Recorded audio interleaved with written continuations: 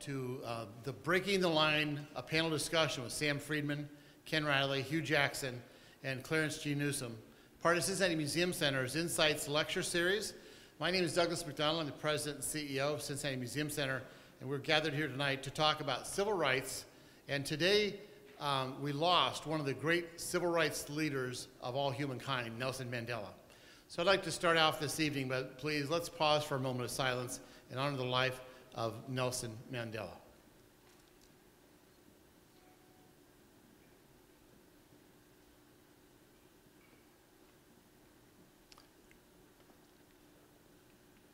Thank you very much.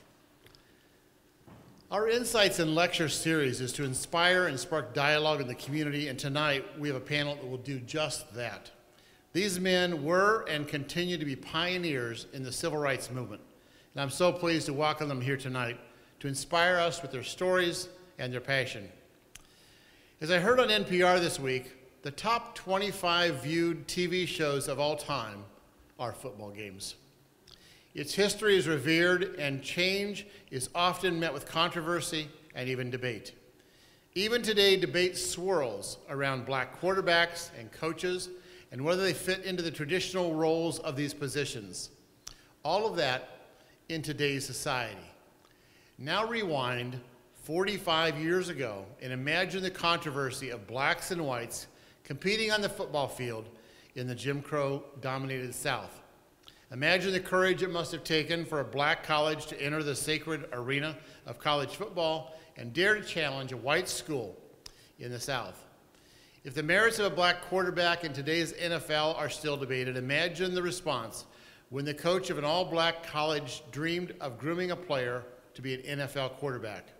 Imagine being a coach boasting an extensive resume of success, only to watch others with less experience be elevated to head coaching roles. The men on stage tonight faced these challenges while others struggled in the name of civil rights off the field. These men fought the fight on the field. Football, a game in which one player is only as good as those around him, become a microcosm of the nation as a whole. These men realized that football was not just a game, but an opportunity for equality, a place where the playing field could be equal, and if the football field could be leveled, maybe the rest of the country could as well. Ken Riley played under the legendary coach Jake Gaither at Florida A&M, one of the most renowned black college teams. He'd go on to play 15 seasons in the NFL as a member of the Cincinnati Bengals, setting the franchise records for most interceptions, for the most interception return yards, and for interceptions returned for touchdowns. Coach Hugh Jackson, former quarterback for the University of Pacific, has over 25 years of coaching experience. He's spent 4 years as an assistant coach at USC, 1 year as the head coach for the Oakland Raiders, and 12 years as an assistant coach in the NFL. And he's now in the 5th year with the Cincinnati Bengals and is currently the running back coach. And you did a good job last week. Sunday, he'll help lead the Bengals to victory, our Bengals over victory of my Indianapolis Colts, where I lived for 20 years. Dr. Clarence G. Newsome is the current president of the Freedom Center and former member of the Duke University football team. At Duke, he helped integrate the football team in 1968 and was one of the first Duke's first African-American football players and one of 2 on scholarship. Our moderator, Sam Friedman, is an award-winning author, columnist, and professor at Columbia University. His previous books have examined the immigrant Jewish life in New York by chronicling the life of his mother and the precarious situation of Jewish identity in America today. His most recent book, Breaking the Line, examines the grim reality of the Jim Crow South and the men who left everything but their dignity on the field in the struggle for equality. But before we get started tonight, I would like to personally thank Terry Dickey. Terry, hold up your hand. Everybody turn around and see Terry right there. Terry, stay standing for a second. Terry Dickey is Cincinnati Museum Center's Assistant Vice President for Community Engagement, who carried the ball for this event. He is also a college football player himself, a member of DePaul University's Athletic Hall of Fame, And Terry set school records for the career all-purpose yards and for single-season all-purpose yards, and his 337 all-purpose yards against Hanover College broke his own record of 245 yards and still stands. Terry also played professionally for the Canadian Football League's Toronto Argonauts. However, if you were to ask Terry, what is he most proud of, he will tell you about his family, his 2 children, his wife, and his parents. Unfortunately, Terry lost his mother when she had a brief battle with pancreatic cancer and passed away just 10 days ago. Our thoughts and prayers are with Terry and his family during this difficult time. Following tonight's discussion, there'll be a book signing and an autograph session for you. We encourage you to stay around. And on that note, I'll turn the stage over to Sam, Ken, Hugh, and CG to share their passion and their stories with us.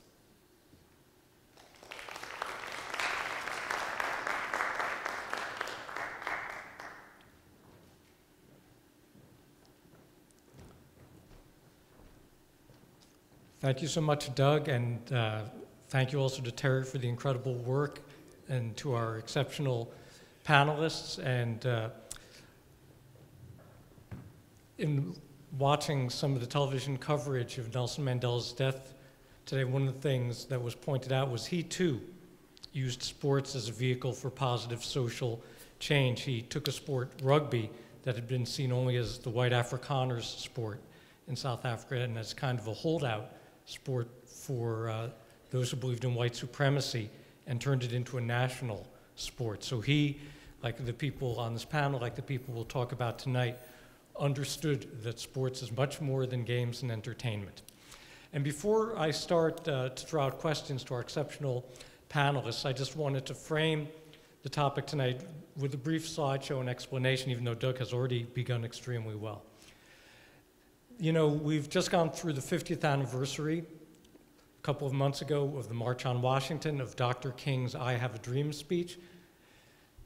Those events are part of a whole pattern of important civil rights anniversaries, landmark events from the spring, summer, and fall of 1963. Everything from Bull Connor turning his police dogs and fire hoses on the child marchers for freedom in Birmingham, to Martin Luther King writing Letter from Birmingham Jail, his most enduring written document, President Kennedy endorsing his civil rights bill for the first time, Medgar Evers being assassinated, white terrorists destroying the 16th Street Baptist Church and killing the 4 little girls. So a turbulent series of events 50 years ago, offering both promise and harrowing prophecy for what might happen with race relations in this country. And now we can fast forward to other events we've been thinking about these last few months on the football field. A football season in the NFL with the most African-American quarterbacks starting at any time, including people like RG3 of Washington, Russell Wilson of Seattle, defending Super Bowl champs, Baltimore Ravens, helmed by an African-American GM, Ozzie Newsome, the defending BCS champs, Alabama, with an extensively African-American team, and right here in Cincinnati, the head coach, Marvin Lewis, and his excellent assistant and former head coach of the Oakland Raiders, Hugh Jackson. All the signs of the positive racial change in football. But to appreciate that change, we really all have to roll back our minds 45, 50, 55 years ago and think about the place that football held in the South during the era of segregation. And not only was football part of what was segregated in the South, college football, which was the sport of the region, was an absolute pillar of the world of racial segregation. That even after the major universities of the South had to desegregate, and we can see George Wallace there trying to defy the federal government at Alabama. For years after Alabama, Georgia, LSU, Tennessee, Texas, all these schools had to desegregate their student bodies, however begrudgingly. They kept their football teams all white. And that was no accident, because with the cultural power and the passionate following of college football in the South, there was a perception that if you could still win championships, still be in the top 10, still be in bowl games with an all-white team and an all-white coaching staff, then it was a kind of proof that white supremacy was still the custom of the country. It was summed up in some ways with that one line from Alabama's fight song, "Your Dixie's football pride, Crimson Tide." A dog whistle, a kind of a stealthy message to a certain kind of white person in this country. But the story of the black colleges in the South was the counter-narrative, and it was the story of building exceptional academic programs accompanied by exceptional football programs in an entirely black world. The two I write about in the book, and arguably the two greatest, are Grambling College, led by Coach Eddie Robinson, Florida A&M, led by Coach Jake Gaither, whom Ken Riley played for. And these coaches, in the year we're thinking about, particularly 1967, on the field, led their teams into the Black College Championship game, the Orange Blossom Classic, one of the greatest college football games ever, a game that we should talk about akin to 1971 Nebraska-Oklahoma, or 1966 Notre Dame, Michigan State. But more than that, they're each doing something that year for the movement. Eddie Robinson there, with his quarterback James Harris, was training James Harris to be the first black quarterback who would be able to stick at that position in the NFL, who would shatter all the stereotypes about a black American not being smart enough, or enough of a leader, or having the strength of character to be a pro quarterback. And Jake Gaither, there with the governor of Florida, Claude Kirk, was laying the groundwork for what would be the first interracial football game in the history of the South. It wasn't, as some people mistakenly think, Alabama-USC in 1970.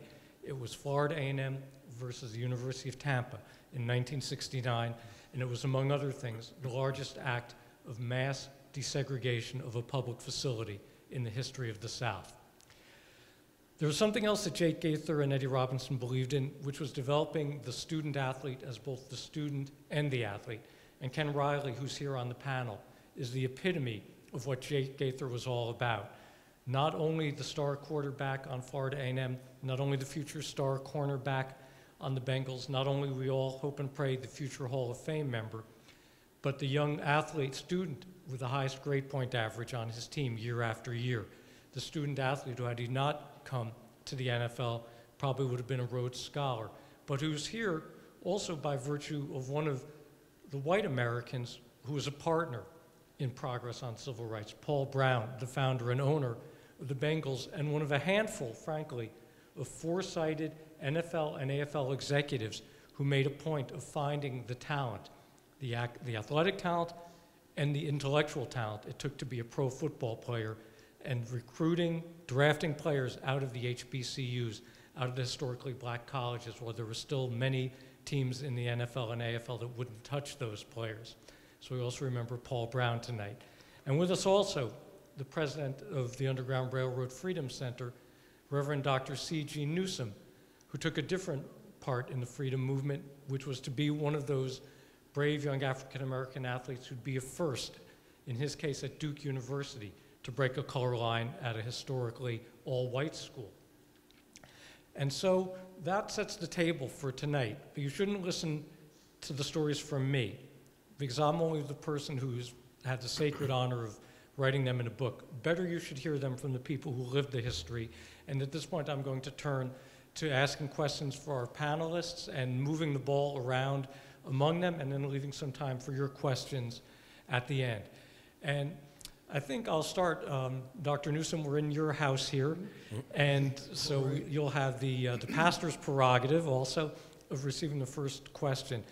And, you know, at the time that Ken Riley was making a decision to go to a historically black college and was recruited actually by Wake Forest, one of the colleges that was also looking at you, you took a different kind of risk, which was to go to a school that had never had African-American players, and again, that typically had desegregated its student body in 1963, but until the late 1960s had not desegregated its football team.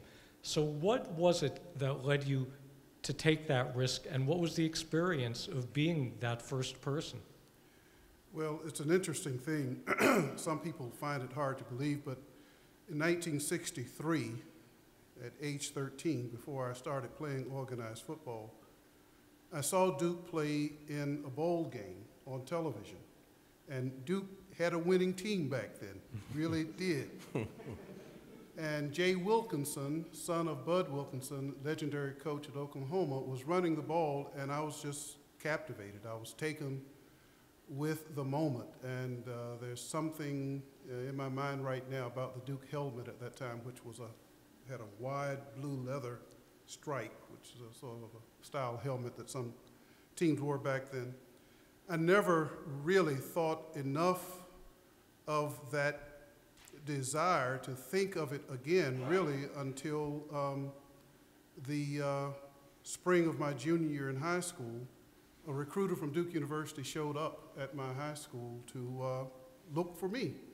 Now, to put this in context, when I started playing football, and I was a freshman, unusual for a freshman to start, I was on a team with guys like Ken's age who were seniors in that year. I think there might be 3 years between us. And so they made me mature very early because they whipped up on me. And I mean, when I say whipped up, I mean up against the head. You know how they used to shape you up real quick if you were going to be on the field with them. And I just thought in terms of playing at what was then a predominantly black high school. And very early on, I began to catch the eye of places like West Point, so that by my sophomore year, I was getting letters and so forth. But in my sophomore year, I was recruited by the coach of Crosstown at the predominantly white high school to come play, basically to go play basketball because they never won a championship. So I went over there primarily to play basketball. We won the basketball championship, but we also won the state championship 53-6. And more people started looking at me. In the spring of my junior year, it was like a miracle to me because there was no reason for me to tell anybody that I ever wanted to go to Duke, not in 1963. It was just a passion. And I dared not even whisper it to myself, but there he sat, Coach Harold McElhaney, his first and only time in the town of Ahoskie, North Carolina. And so I decided through it all, with other schools looking at me, to follow that dream, not really thinking whether other black players would be there or not. And I showed up for summer practice, fortunately to find another guy there. The one guy that I thought might show up was a guy by the name of Staley Vincent out of Dudley High School in Greensboro, who had been quite an all-state quarterback. I tried to persuade him to come. He wrote me a letter saying no, because he knew Duke would never play him at quarterback, and he was right.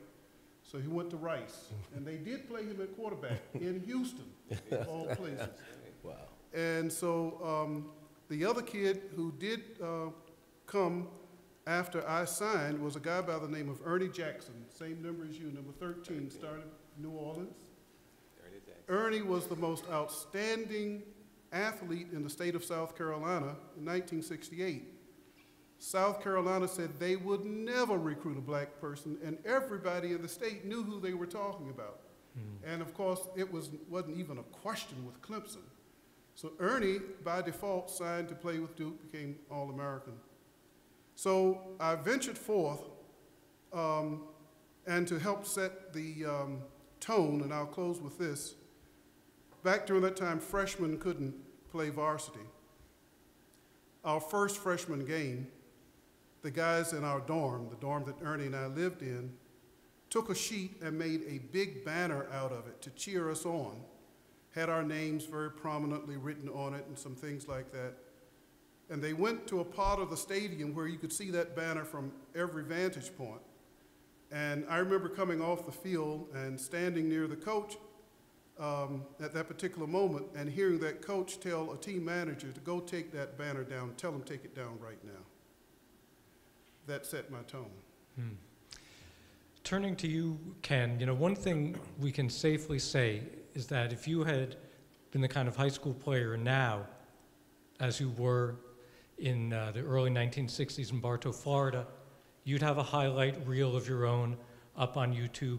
You'd be getting written about in websites that track recruits. You would probably be playing in some of these high school games that get televised, and you would be recruited by schools all over the country. But those weren't the times you grew up in. John Merritt, the coach at Tennessee State, used to say that HBCU football was, quote, played behind God's back because it got so little mass media attention. So I wonder for you as a young student athlete, both at the high school level and at the college level, what were the ways in which the racial inequalities of the times affected the life of a young athlete? Well, that's an interesting question. I really came out of a very good high school football program. Out of our high school, we only had like 500 students in it, from elementary all the way to 12th grade. But out of that high school, we had 11 guys to go on and play professional football.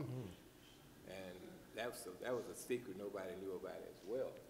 But we were a pretty good football team. And during that time, because of the segregation, a lot of kids were bused from a lot of those little surrounding areas. So we used to have about 100 and some students out there, student athletes out there every year. And if you played, it was like if you was on the third squad, you probably would have started for somewhere. Yeah. That's just how good it worked. That's true. But during that time, it was segregated, and we had a great relationship with the white school there. The student athletes always find a way to work together.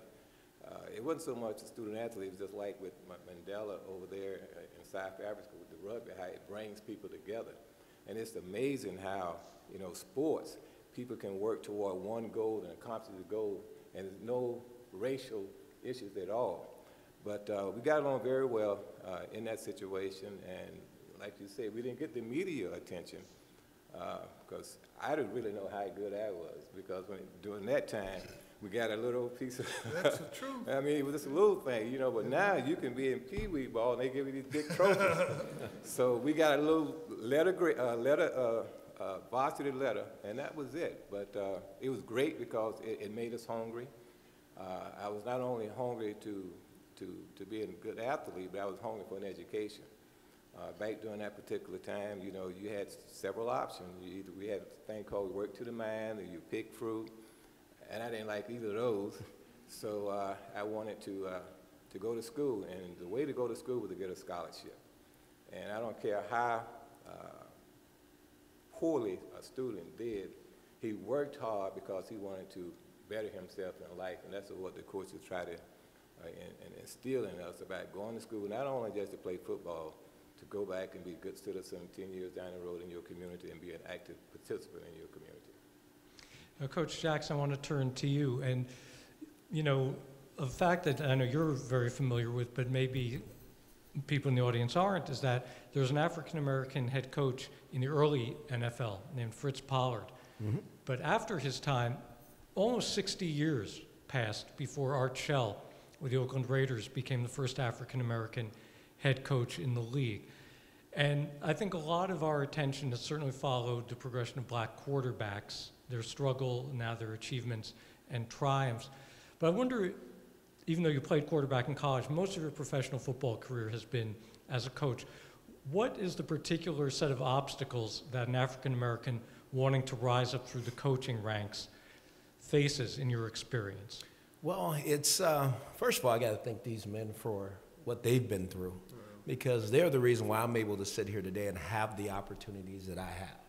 And I thank you for all you've done to pave the way for younger minorities across the world, and not just here in Cincinnati, but all over.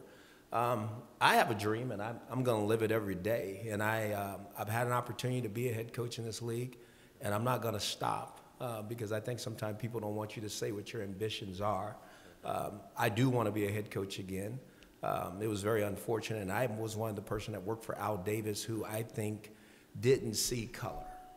Al Davis was not interested in color. He was interested in who could get the job done. No more different than what I think Mr. Mike Brown is here today in Cincinnati with Marvin Lewis. It's not about color. Is this person the right fit for the job here with us? And obviously Marvin's had a storied career here, going into his 11th year. I mean, that's unheard of. But my situation growing up in the ranks of coaching was very difficult and different, because I've had to move a lot of different places to secure an opportunity to earn the opportunity to be a head coach or to be a coordinator. There's a pecking order. You know, you kind of start off as an assistant, and then you kind of work your way up, and then you become a coordinator, and then from the coordinator position, you know, you got to find where do you go. So for minorities, it hadn't been just you go get a head coaching job. Normally, you either have to kind of stay where you are or maybe even downgrade in order to have an opportunity to get to where you want to be. And so for me, I've moved a lot of different places, and some people think, well, you moved because you had to or you didn't get along with people. That wasn't it. I was chasing a dream to become a head coach. I wanted to be the best of the best because I looked at the Chuck Knowles, I looked at the Tony Dungys, I looked at the Lovie Smiths and all the other guys that were being head coaches, and I wanted that opportunity too. So I moved from place to place, and fortunately I got that chance.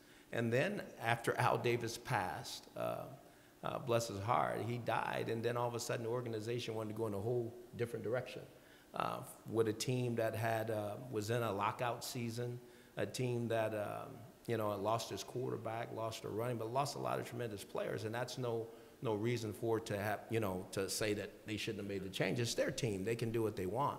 But it was a very tough season within my first year. I endured a lot. We were an 8-8 football team, and then management says, okay, we want to go in a different direction. That was tough. That was really tough to swallow because I didn't understand why at the time, but I did understand pro football, that it was their team and they can do it. And a lot of coaches across the league would always call me and ask me why, you know, and trying to understand, well, why should I try to go be a coordinator and become a head coach when I might not get a chance to live that dream? And my thing is, don't ever give up something that you're really passionate about and something that you really want to do. You know, this business that I'm in is very tough. I always tell myself, you need to, you know, start off on your knees because this business will bring you to your knees because it's rough. You know, it really is.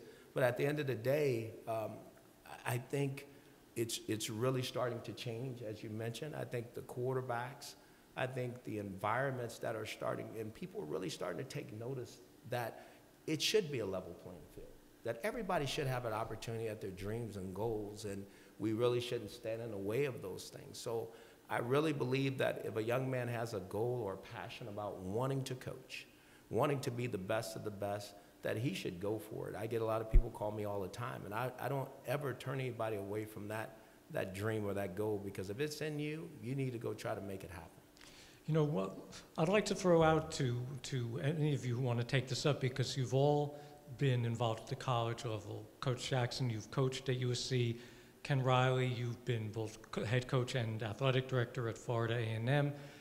Dr. Newsome, you've been a university president at an HBCU, and you're a trustee, a board member at Duke.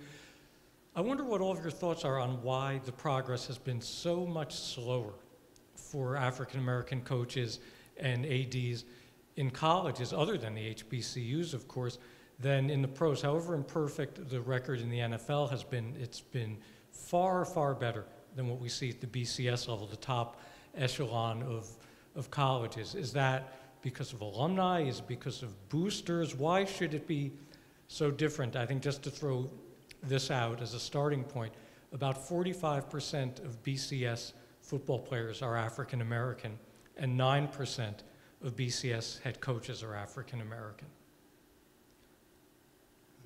One of these guys, you go start. You can start. Go ahead. Well, you named two of the reasons, Exactly. and it's very real. Exactly. It is very real. Football in particular is one of the most conservative sports in the world.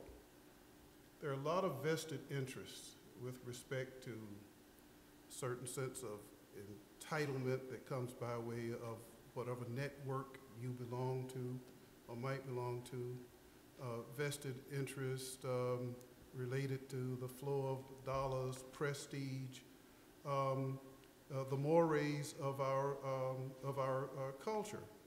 You know, as I was sharing up there in the office before we came down, when I got to Duke, when Ernie and I got to Duke, all the previous patterns, pretty much all, I'm exaggerating it a little bit, but a lot of the previous patterns for preparing the team for the season changed. The team customarily would go to the Hope Valley Country Club during summer camp so that the team members could use the swimming pool and have a cookout. I remember hearing the coaches talk about how they couldn't do that the year we arrived. And I remember hearing other conversations that gave me a sense of how cliquish and how closed in certain things were. There was a certain guy whose name I won't call that I began to pal up with, and I would look to walk with him from the field to our dorm.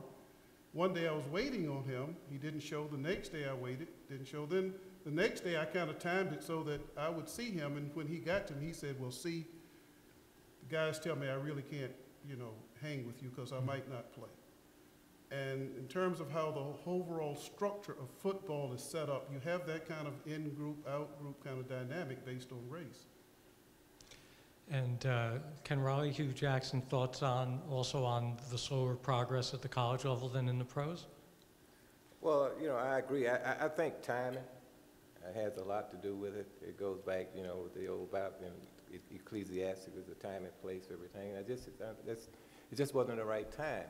I hear Coach Hugh talk about what all he had to go through. I can remember when I retired in '83, I coached 2 years with the Packers, and then I went back to my alma mater, and it was always an excuse as to what needs to happen before you become a head coach. Well, you don't have any head coaching experience, You always had to, had to prove yourself. And it's very ironic. You got successful coaches like Eddie Robinson and Coach Jake Gaither, who you have to be a great administrator in order to be a good coach. You got to be able to organize. These people were great organizers. Coach Paul Brown found one of the best I've ever seen. I mean, he's a great organizationist. But just timing and just having to prove yourself. I think things are changing now, just like with the black quarterbacks. You played, I played.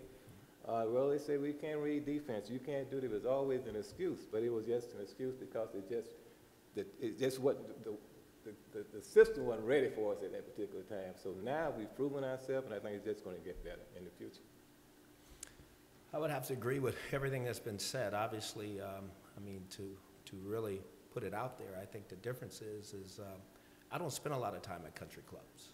I'm just being very honest. True. I don't have the membership there. Not that I can't go there and mingle and have fun and go play golf or go talk about banking or any of that with anyone. But that's not my background. And I think what happens is sometimes if people don't see you in that same light, if they don't see you in those environments, they think you can't handle those environments. And they would think maybe you're a little bit uncomfortable in those environments. I don't, and I think that's what has happened, and I don't know how to change that. Right. I grew up in inner city Los Angeles, so at the end of the day, that's where I'm comfortable. And my surroundings was one of, you go play sports all the time, whether it was basketball, football, baseball. I'd rather be doing that than playing golf. Not that I don't want to, but I think those stereotypes are starting to be broken down a little bit. I think more people are starting to understand that, that you can, move over into those environments and be very comfortable and have great conversations and have a great time and not have it be, the stereotypes of maybe minorities are a little bit different than some of our other counterparts. I want to ask you all, in each in your own way, you've had to be pioneers, leaders, barrier breakers. And we think of one kind of pressure that goes with that, which is unfortunately having to withstand the race hate, the baiting, the slurs, the taunts. But the other kind of pressure that goes with it is to feel that Black America is looking at you to have to succeed on all of their behalves, especially in the generation in which all of you began your athletic career. There was that sense of, as Eddie Robinson said to James Harris when he went into the NFL with the Buffalo Bills, he said, you have to succeed. If you don't, they'll say, you sent us your best and he wasn't good enough. And I don't think that was an experience unique to James Harris. So I wonder if each of you, out of your experiences coaching, being a team leader in a college, being one of the first African-American players at a college, could talk about what we might call the positive pressure that an African-American student athlete or rising coach or rising executive might experience. Well, I'll answer that very briefly because something comes to my mind very quickly. When I started playing, the University of Virginia didn't have any black players. So the black students at Virginia cheered me and Ernie just for running on the field. And the day that I tore my knee up there at Virginia, having a great day, they all stood and gave me a standing ovation. We were playing in Virginia. So there was a sense of connectedness, you know, and it made me feel very badly that I couldn't complete the game because I knew there was, you know, there was an extra incentive kind of motivation there. I came through at a transitional time. I was offered scholarships at some of the black schools. I didn't get an offer from Florida A&M. I might have gone there. But in either case, I made a decision to be a part of that transition, and so there were some things that came along with that, and that's the way it was. I do think there is a sense of pride. I think there is a sense that you are representing your race. It goes back when integration occurred. Our teachers, our administrators were saying, you know, it's a change coming, and you felt like you were an underdog. It's funny that when I was at Florida University, and a lot of the students there, when they compete and they go with the majority race, you can tell the difference. It's like you're behind and trying to catch up. When I came to Cincinnati, had never really been I was always in a predominant black situation. Never in a situation where it was black and whites, you know, you had to compete against. So it really helped me because when you're going, even with the major schools, I'm coming from a little school, Florida University, and you're going against guys from USC and all those larger schools. I thought that was a positive force for me because now I really knew that I had to work harder. I stayed in the playbook. Some of the guys that came, some of them had the nice cars and all that kind of stuff, but I worked. I kept working. And to me, that was an incentive, and I think it was an advantage. And a lot of the kids, because they feel that they are underdogs, and they have something to prove, and I think that's a positive for them. I think that's so true. When you think about it, life is about competing every day. And when you look at it, excuse me, when you look at it and you think through, I think through the process for myself of leading an organization like the Oakland Raiders at the time when it wasn't very good. They were 4-12, and at the time my specialty was on offense. They were 31st in offense. And there was a pride thing amongst the minority coaches and throughout the National Football League that, Hugh, if you can go there and do this, you can do anything, because it hadn't happened. And for some reason, God blessed me with the opportunity to go there, and it did. It went from 31st to 10th in the first year, and then from 10th to 9th. And so I was I'm not going to say proud. I'm not a very boastful person that way. I was proud because there were so many people who called, who really appreciated the work that I did. So that made me feel good, and it made me want more. And then when I became head coach, I felt like I was carrying everybody around with me. At the time, the Oakland Raiders had not sold out their whole season prior to 2002. We sold out every football game. Down to the last game, we had a chance to make the playoffs. Now, we didn't do it. But that's really what it's all about, you know, having that opportunity at the end to say, we made it. And obviously, things didn't go right from there, and that's okay. But I will always take with me the feeling of the fans, the community, because I lived in the community. I thought that was very important to be able to give back. The players that were on that football team and the other minority coaches throughout the National Football League, because I know I had their backing, but with no question. And so it meant a lot to me because I felt like I had did something. I walked away. I got fired. But I didn't walk away being 1-15 or 2-14. It was an 8-8 football team in a lockout season. So I was able to get up 2 days after it happened. Instead of it being a week, I was able to get back on my feet and keep moving. But I really believe that it is really, you really take something on when you're the leader of something, you know, regardless of what it is. It is a race thing. It's not that I want to say I'm better than you. It's just that I want to be on the same level playing field as the best, or whoever's considered the best at what they're doing, because I think I can do it just as good as you can. You know, I want to leave time for questions from the audience, but I want to throw out one kind of bigger picture question for all of you before we turn it over to the audience questions, which is to pull back and now look with some historical perspective. What would you say the effect of the desegregation in football, both at the college level, at the pro level, what's been the effect of that on civil rights and matters of racial equality more broadly in the society?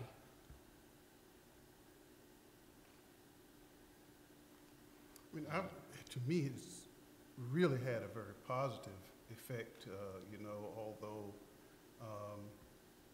the progress has come at times with great sacrifice and, you know, in the face of many obstacles. I mean, for example, if you all don't mind me putting it this way, the Duke football program represents a lot of progress over the course of 40-some years. And it was 40-some years ago that I showed up there, not knowing whether there was going to be another black teammate or not. Mm-hmm. And now, if you look at that Duke team, my God, if you look at the Clemson team, now that's a story. First time I went to Death Valley Stadium and took 16 cheerleaders to bring a Confederate flag to the center of the field, and everybody in the stadium stood up to sing and clap to Dixie, including the Duke fans. You know, it's brought about some change, and we've had some battles at Duke over this, because every time over the years we talked about recruiting the caliber of athletes who could compete at the highest level, Duke administrators very often understood that as lowering standards. You know, the two things were synonymous with them. I remember the period of time when we were trying to recruit some kids who were outstanding quarterbacks, and those who came, how much difficulty they had getting the backing of the coaching staff in order to play a full game or 2 or 3 games together. It has had a very positive effect on the life of that campus, but even more so the city of Durham, which was very, very conservative when I got there. And it's also helped now to bring about greater relationships between Duke and North Carolina Central and the African American community. Duke and North Carolina Central now play a football game. A few years ago, that would have been unheard of. So that and some other things, you know, I could mention suggest some progress.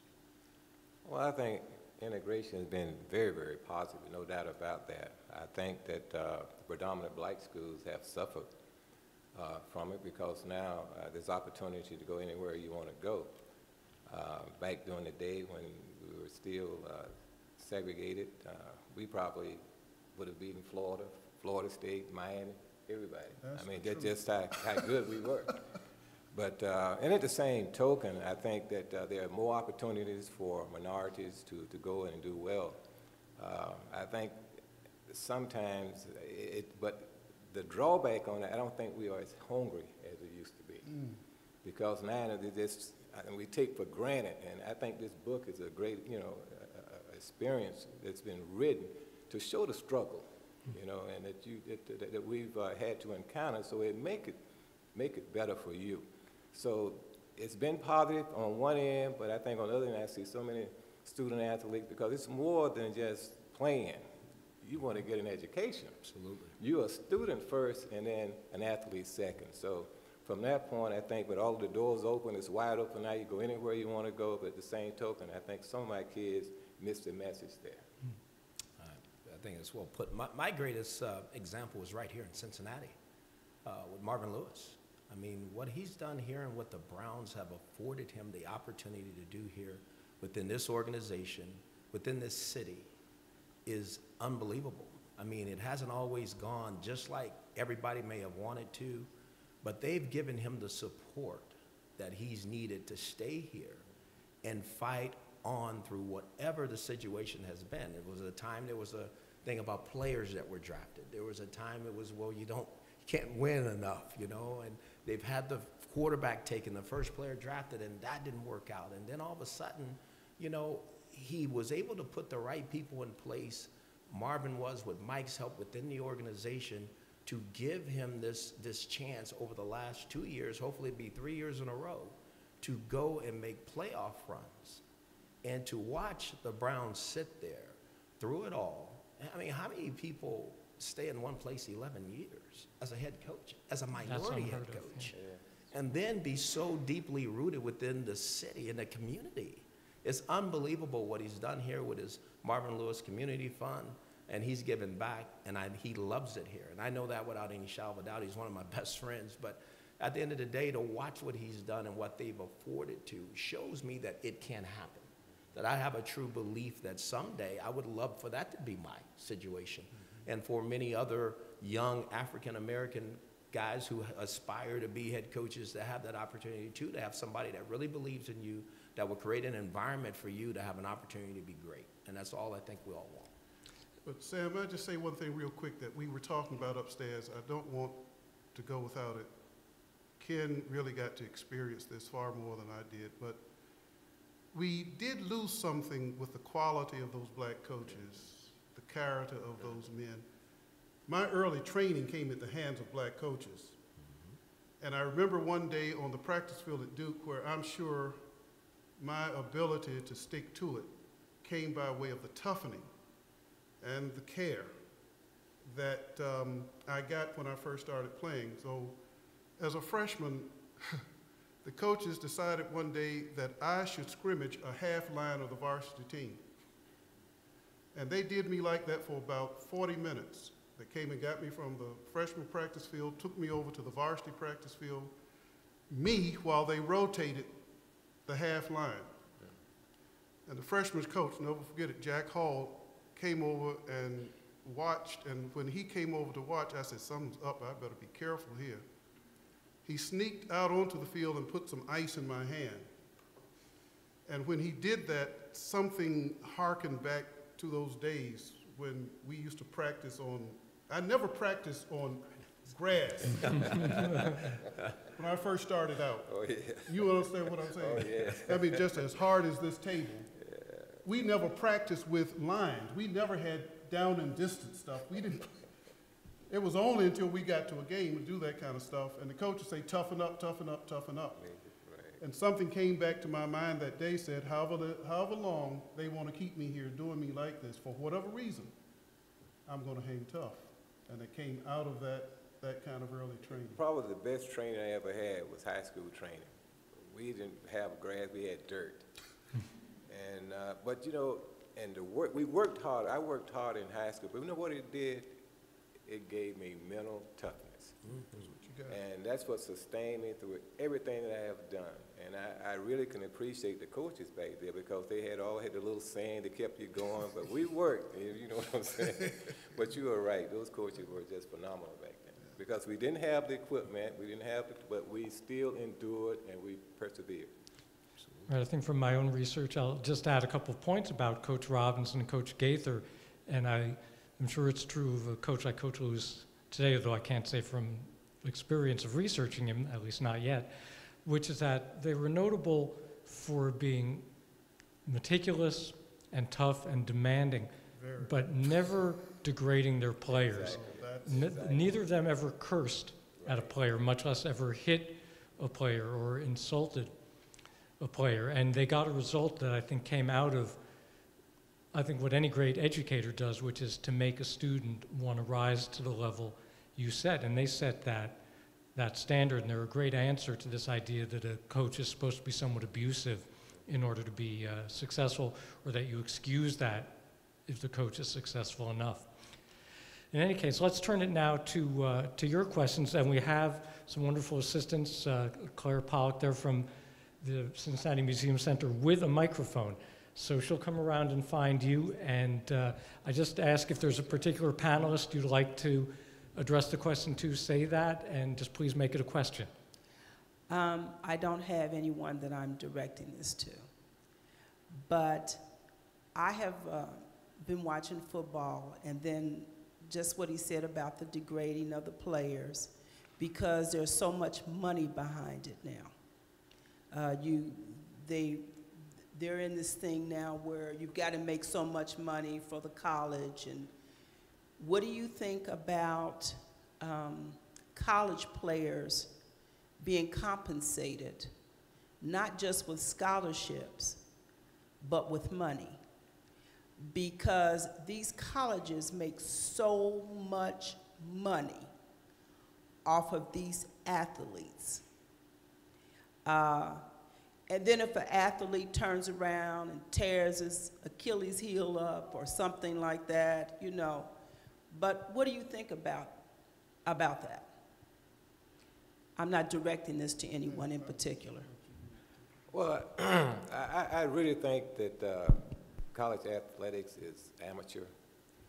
I do feel that a college student athlete should be, to me, guaranteed a college education. If it takes 7 years to do it, he should be able to do it. I think that their personal needs need to be addressed. Now, I was on the NCAA championship committee when it was first organized, and that was some of the issues that we had. But the problem was trying to get it where it was fair for everybody. Mm-hmm. That's the major problem, because you got a little small school that's only had maybe 2,000 fans coming, then you got this school, Michigan, 100-some thousand fans. How would you make it equitable for everybody at the same time, be fair? But there are certain things, if some of the rules that the NCAA has, if a young man or young lady have death in their family, you couldn't give them any money to go. I mean, that's ridiculous. Their personal needs and stuff, they should be taken care of, it should be addressed. Right. And I think as far as, again, my biggest concern, if a young man or young lady goes to school, it shouldn't be restricted on 4 or 5 years to get an education. If it takes 10 years, I can see putting it up to 10 years, giving them an opportunity. They may have some personal issues come back, they go, and have to leave and come back, but they should be guaranteed an education.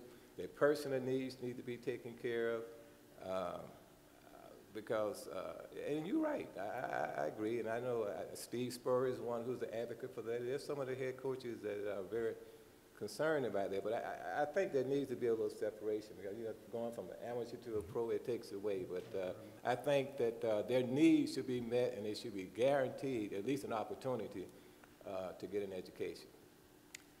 I mean, I agree with that. I went to Duke with a guaranteed scholarship for at least 5 years, and I got what they call a laundry check of $15. And at the end of every month, I still had about $3 or $4 until I started dating, and that went.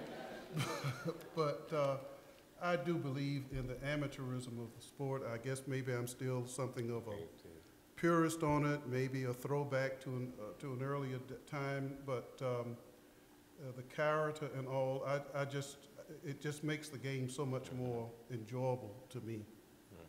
And I sit on the Faculty Athletic Council at Duke as the board representative. So for full disclosure, this is the position that I've taken with the board. And I totally agree with that too. Do I think players need to be paid? I think players need to be taken care of, as Ken said, whatever that means, from a personal, school, all those things that we talk about. I think, most players want to walk around with more money in their pocket. This is not college football is not the National Football League. Right. The National Football League has a salary cap. So maybe there's a way of a stipend that's a little bit more than what some players get a month. Because I know everybody's situation at home may be different, and I know most young men, when they go to college, they love for their parents to be involved. Sometimes they can, sometimes they can't. Be it parents have to work, or they can't take a day off because they need that extra money too. So many different avenues, but I think all those things can be worked out. I do believe there's a big enough pie to try to work it out.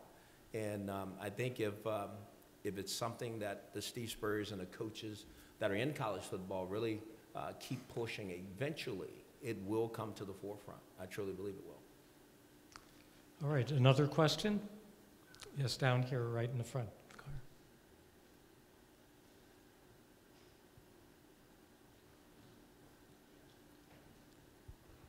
You're putting Claire through her paces. First off, Coach Jackson, Who Day Sunday. Thank you. And Mr. Riley, what was it like when you played high school ball, and do you still keep in contact with any of your teammates? High school ball? Definitely. We have a reunion every year, and we have a grand reunion every 5 years. And like I said, it was like 11 of us went on to play professional football.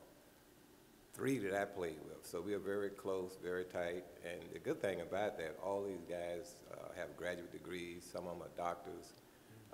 Did very, very well because, again, at our high school, if you made a D, you couldn't play. So that's just how strict it was. And that, it was a very, very good situation for us. But yeah, I still communicate with them. All right, do we have another question? Okay, yeah, right there. Mr. Riley, what was it like growing up in Florida back in those days? Well, if you go back when I was a little boy, I used to love to go hunting with my grandfather. I loved to hunt, fish.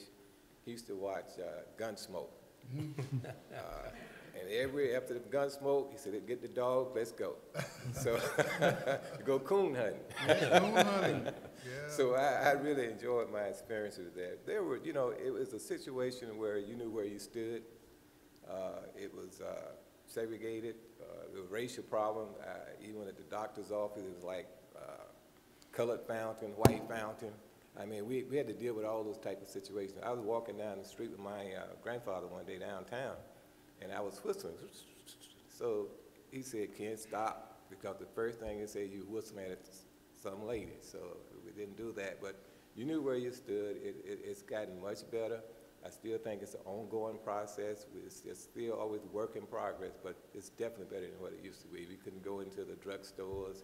You had to go in the back to eat lunch or dinner, so it's gotten better, much better. All right, with that, I'd like to, again, thank our tremendous panelists for their insights and their eloquence. Reverend Dr. C.G. Newsome, Ken Riley, Coach Hugh Jackson. Please feel free to come and join us in the lobby to chat informally, to buy books, have them sign books. And thank you so much for coming out. And also remember at Paul Brown Stadium on Sunday, the pregame tribute to Ken Riley, followed by a Bengals win, of course. Absolutely. Great job. Thank you.